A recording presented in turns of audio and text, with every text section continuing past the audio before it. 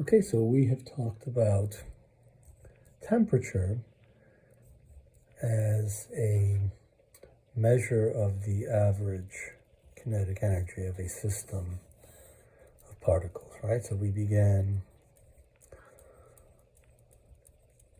with that kind of a derivation and argued that temperature is therefore this emergent concept, right? It has something to do with the molecular motion, and specifically with the kinetic energy, or the average kinetic energy of this system. And this, we can say, is a very limited definition of temperature. So we want to move towards a deeper definition of temperature so that we can capture other features that this definition doesn't really capture. So for example, let's say we have a system of molecules over here, and it has some average kinetic energy, and therefore it has some temperature T1, and then we have another system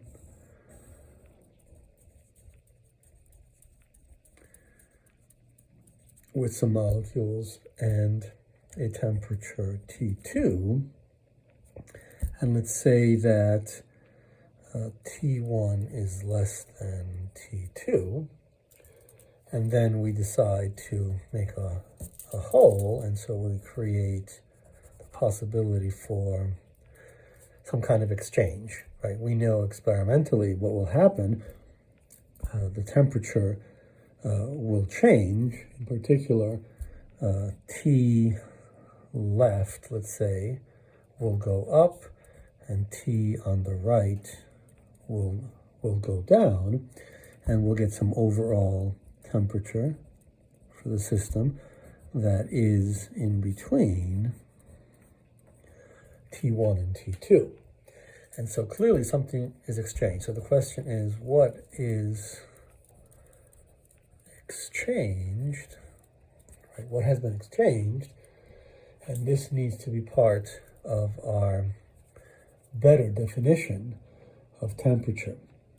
So we can say that E, or energy is exchanged, right? So we'll see that energy is being exchanged, and it is no longer exchanged in equilibrium. So let's say E is exchanged as T changes, and T no longer changes when E not exchanged, right? So when E is no longer changed, and so we're moving towards a better definition. So this quantity, right, this quantity is changing with energy E, and this needs to be related to our deeper definition of temperature. And so the question is, what is this S quantity that captures how the system evolves in time, such that this S quantity can change. We can get a sense of the underlying reason why T is changing, and ultimately also explains to us the error of time. They're all related to the same quantity, which is ultimately part of the thing that we're getting at, which is called the second law. Okay, so that's where we're headed.